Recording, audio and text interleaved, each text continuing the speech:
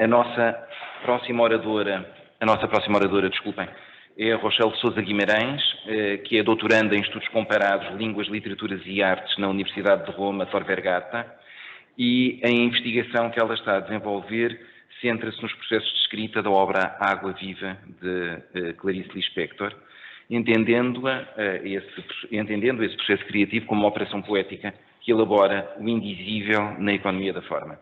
Além disso, é também professora de Teoria Literária na Universidade Federal do Rio de Janeiro. Rochelle, bem-vinda, e a palavra é sua.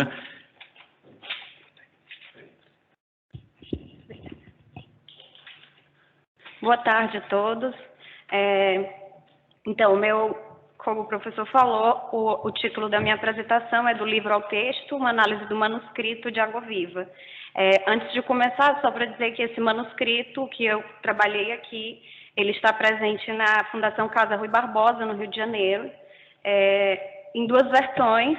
Essa versão que eu tive acesso é a versão que eles colocaram como cópia xerox e fizeram dessa versão também uma cópia digitalizada, que é essa que eu tive acesso aqui. Começo. Este não é um livro porque não é assim que se escreve. Escreve, no entanto, Clarice no início de Água Viva. O livro parece ter tirado a força deste no entanto. Essa escrita impelida e impedida por uma conjunção adversativa movimenta a fio o tecido textual do livro para um terreno marginal, onde os limites hierárquicos do enunciado se apagam e o desvio da forma expõe a exigência da linguagem de dizer nas bordas, no limiar, nas entrelinhas, de dizer infinitamente além do significado, de criar inquietudes, não as resolver. Ensaiamos aqui um modo de ler as entrelinhas do processo criativo. O objeto desta discussão é o texto de Clarice Lispector, não qualquer texto, o Água Viva. Passa.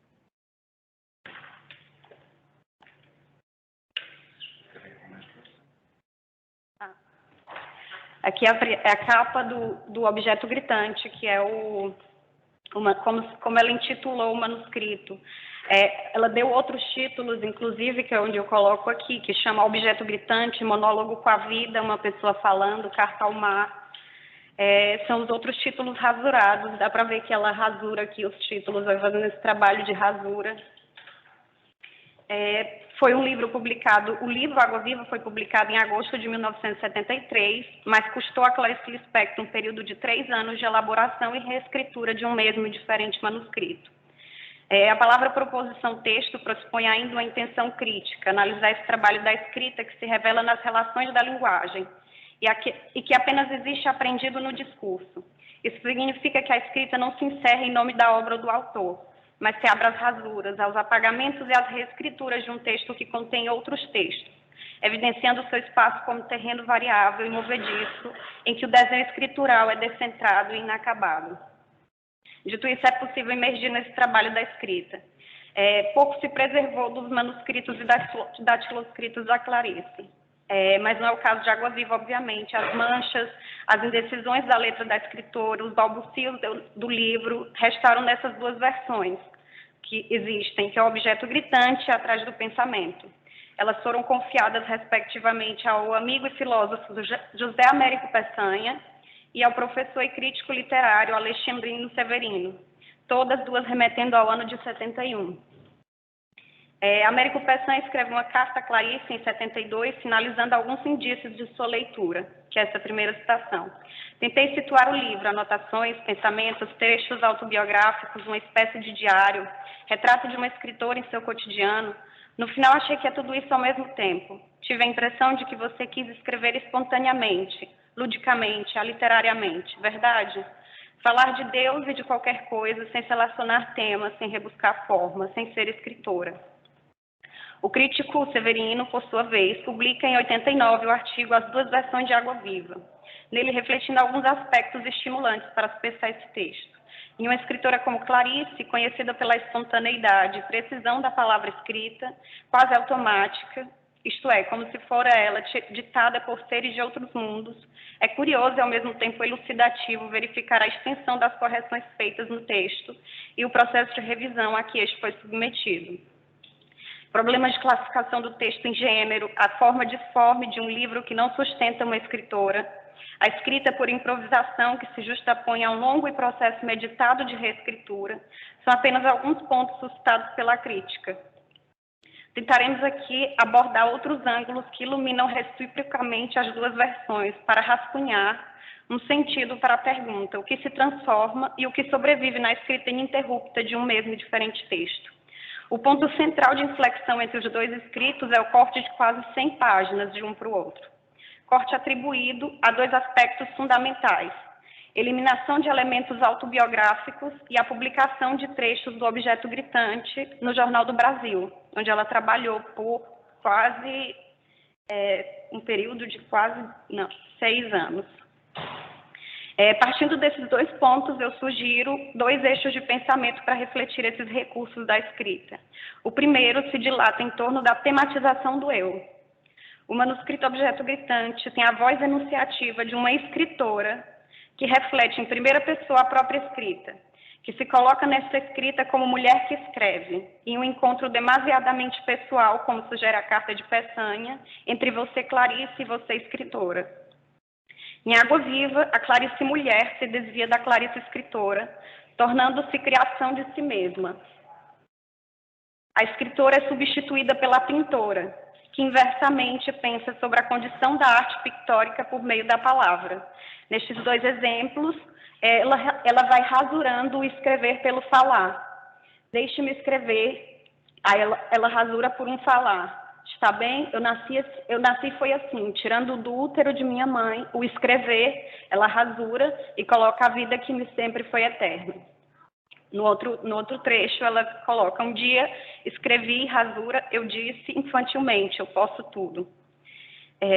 No processo de deslizamento do manuscrito ao livro, além da supressão do escrever pelo falar, Clarice acrescenta ainda fragmentos ao original que circunscrevem essa fala na voz de uma pintora, que não existe no Água Viva.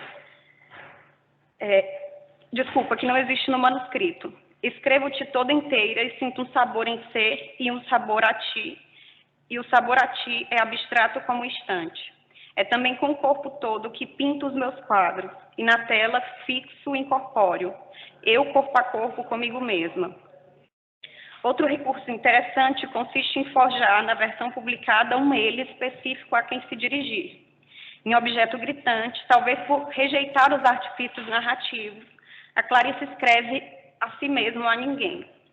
Sem destinatário, o texto segue a ordem do monólogo ou do devaneio e toma a grandeza de uma escrita universal, mais impessoal.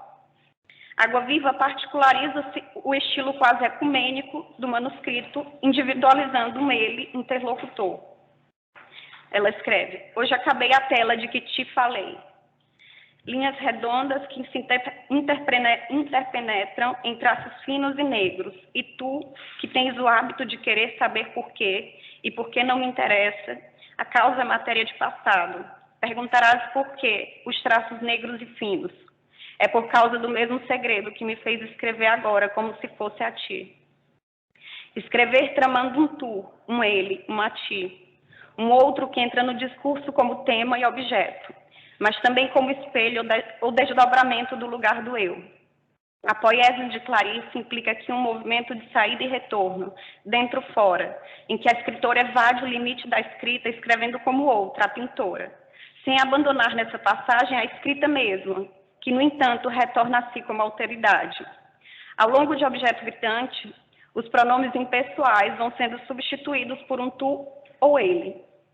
Eu estava só. Naqueles momentos não precisava de ninguém.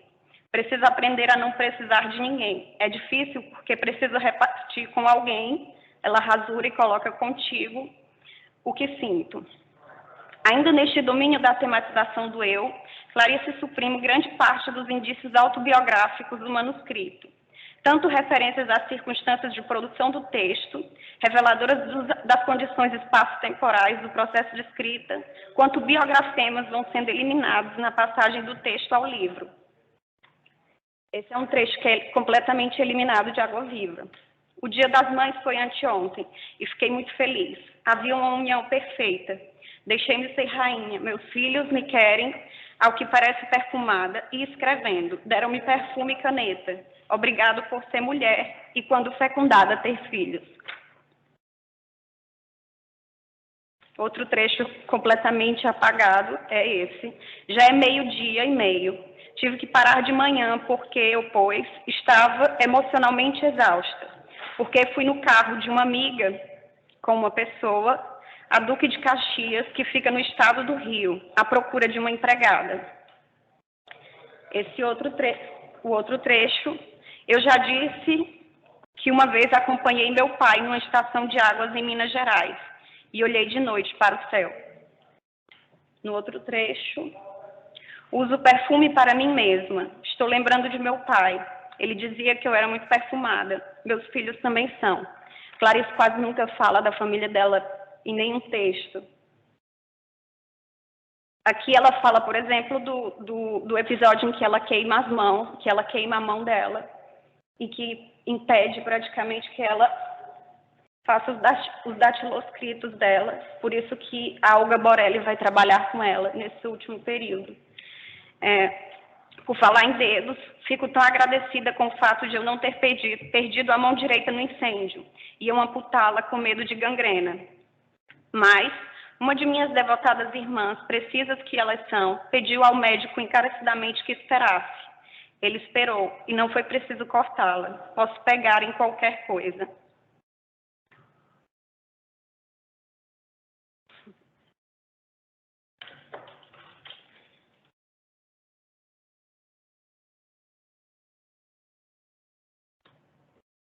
Continuar lendo. A escrita imanente de objeto gritante presentifica o tempo da escritura e do processo criativo, expondo Clarice na vulnerabilidade do cotidiano, dos filhos, dos episódios íntimos, como esse acidente de 66 que queimou a sua mão, saltando continuamente do cotidiano para a ficção e da ficção para o cotidiano. Ainda que Água Viva mantenha a intenção de abrir interrupções no espaço representacional do texto, expondo a elementos externos, esses reenvios a aspectos da vida pessoal da escritora são completamente rasurados no livro. Tais rasuras deixam, no entanto, marcas no corpo do outro texto publicado. Clarice reescreve-se como artifício da própria escrita, e, enquanto reescritura, apaga sua identidade ao mesmo tempo que se reconstrói na diferença do eu. Tornando-se ficção estranhada de si mesma, poderíamos pensar que Clarice é no texto uma construção da própria linguagem. O segundo eixo de reflexão aqui proposta remete à escrita distraída e ao estilo de obra em progresso que caracteriza um texto. Se voltarmos ao roteiro escrito à mão, na folha do rosto do manuscrito, Clarice faz as seguintes indicações: rever e recopiar o que foi necessário, copiar as páginas soltas de anotações, ler cortando o que não serve, esperar o enredo, escrever sem prêmio, abolir a crítica que seca tudo. Água Viva é ao mesmo tempo o resultado da revisão e do abandono do projeto Objeto Gritante, fato que parece contrariar a intenção de escrever no ritmo do jazz, como ela diz na passagem: sei o que estou fazendo aqui, estou improvisando, mas que mal tem isto, improviso como no jazz. Esse é o roteiro que ela coloca a si mesma. E aqui é a citação que eu estava lendo. Obrigada, professora. Sei o que estou fazendo aqui, estou improvisando, mas que mal tem isto. Improviso como no jazz, improviso música, jazz em fúria, improviso diante da plateia, mas que acolhe exatamente a essência de um texto que se pretende dissonante e inacabado. O processo de escrever, reescrever, apagar, tornar a escrever, culmina nesta heteroneidade e pluralidade que distinguem o livro.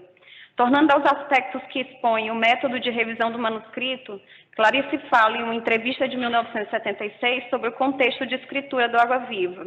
Ela diz: eu estava escrevendo o livro, então eu detestava fazer crônica, então eu aproveitava e botava. Não era crônica não, era um texto que eu publicava. Ao longo do manuscrito, testemunha-se cortes contínuos seguidos de indicações para crônicas ou textos já publicados ao longo das publicações que ela foi fazendo naqueles anos do Jornal do Brasil. Aqui dá para ver que ela indica DM, provavelmente Descoberta do Mundo, que é o livro de crônicas, que é um livro póstumo, mas talvez ela já estivesse refletindo sobre esse projeto. e ela faz a indicação de quando essa crônica foi publicada, 20 de janeiro de 68, e ela marca também o fim da crônica.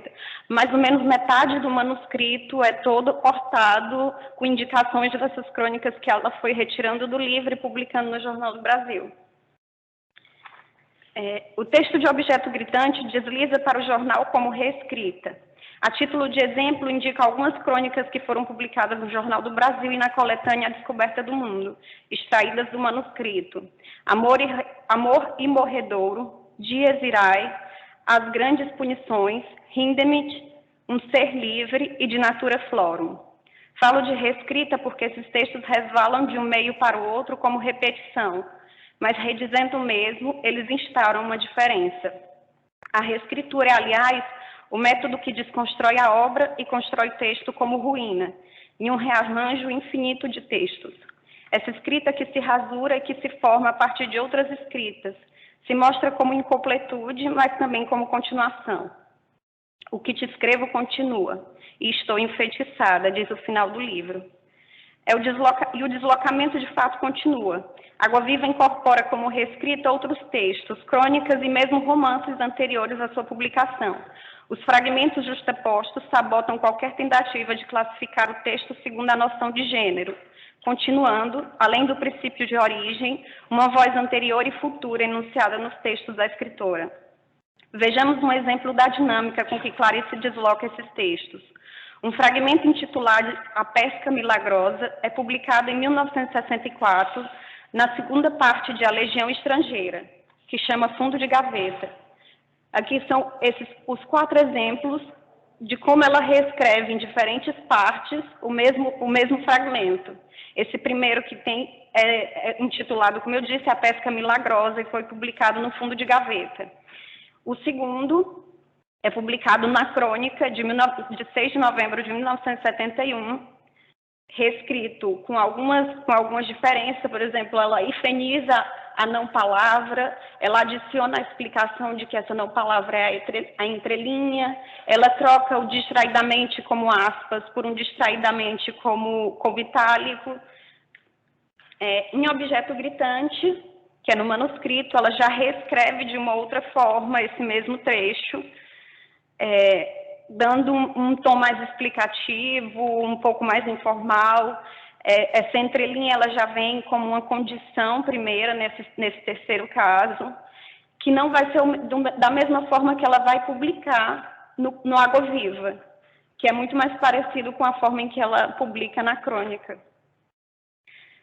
Então, não tenho tempo de me deter aqui nessas 4 formas em que ela reescreve em contextos diferentes esse mesmo fragmento, mas esse cotejo das reescrituras de um mesmo fragmento dá a dimensão do trabalho literário com a materialidade da palavra, seja no nível estrutural e gramatical, seja no nível do significado ou do discurso. A escritora faz com que a linguagem entre em convulsão, costurando um texto que se repete, mas se repete como quer dizer, isto é, como um dizer de novo que reitera e rasura o que já havia sido dito.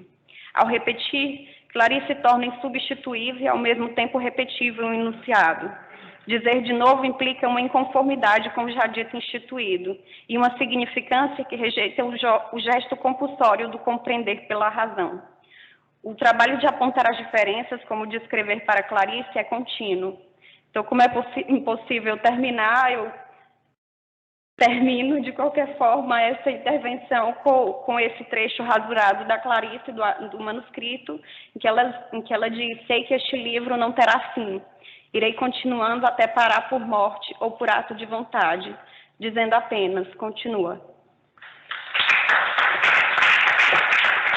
Obrigada.